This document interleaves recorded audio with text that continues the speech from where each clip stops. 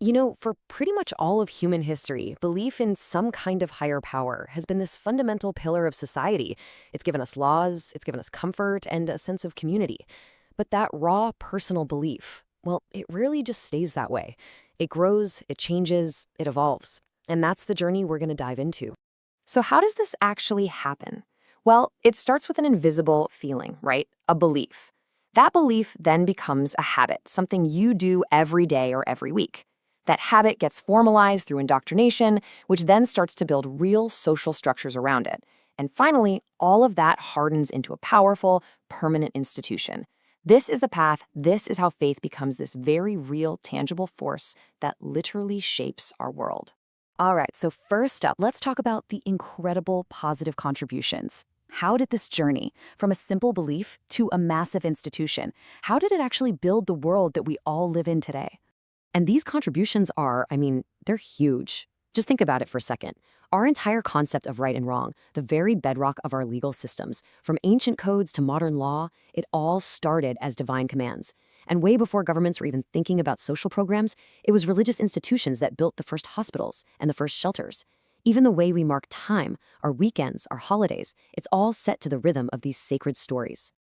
And this isn't just some dusty, ancient history. A modern study in Canada found that for every single dollar a faith-based group spends, the community actually gets back $3.39 in social benefits. That's an incredible return on investment. It proves the tangible, positive impact these institutions can still have, right here, right now. But here's where the story takes a sharp turn. Because as that belief hardens into a powerful institution, a gap can start to open up.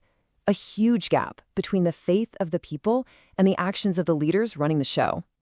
And you can literally see this gap in the numbers. Look at the US. In just 50 years, the percentage of adults who rarely or never go to a formal religious service has basically doubled. It went from 29% all the way up to 57%. People might still believe in something, but they are clearly disconnecting from the institutions themselves. And if you want to know why, just look at Poland, a place that's been a traditional Catholic stronghold for centuries. Trust in the church has absolutely collapsed in less than a decade. And the reason?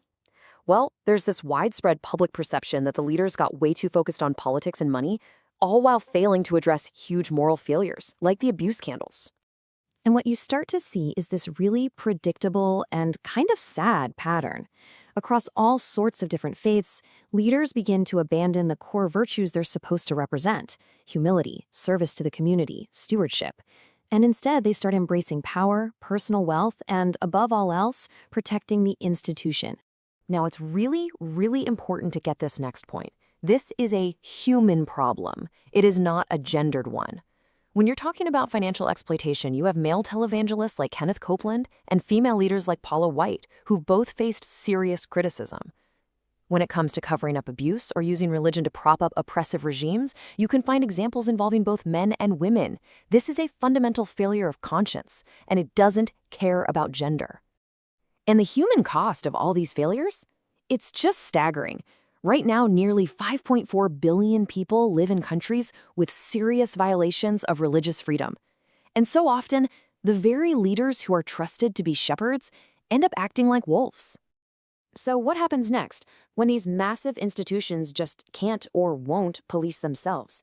When internal justice becomes nothing more than a shield for predators? Well, the law of the land steps in. And secular law has some pretty heavy-duty tools. We're talking about police raids, subpoenas that force leaders to testify under oath.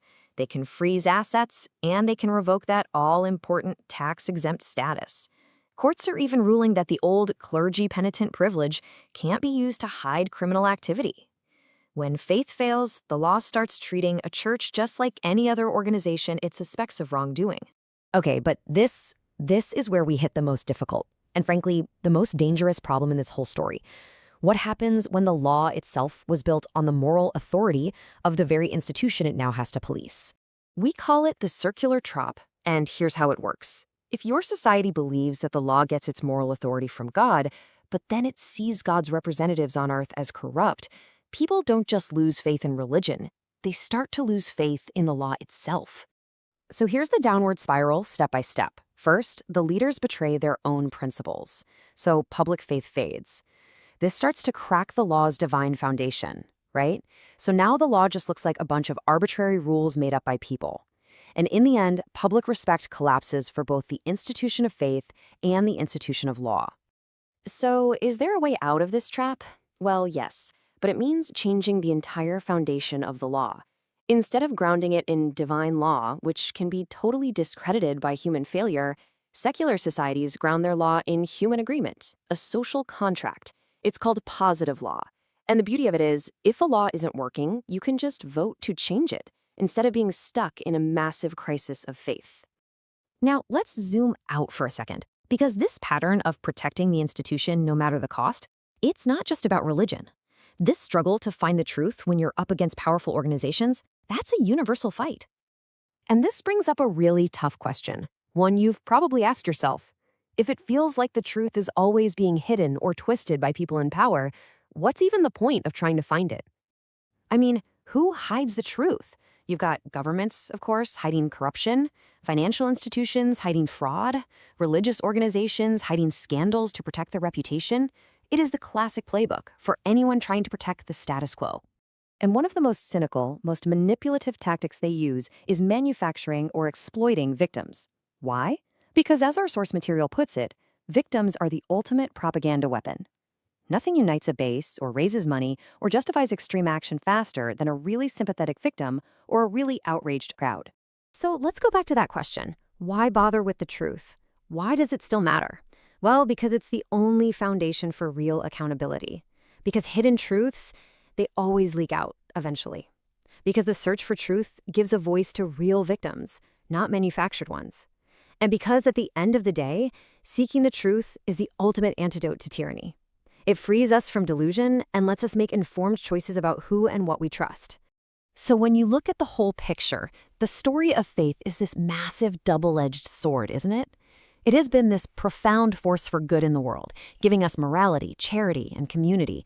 But its institutions have also been used for exploitation and for control, led by people, both men and women, who completely lost their way. The real tragedy here isn't a failure of faith among everyday people, it's a failure of leadership. The faithful, by and large, haven't lost their way. The real question is whether their leaders will find theirs again, before the law, whether it's human or divine, finds them first.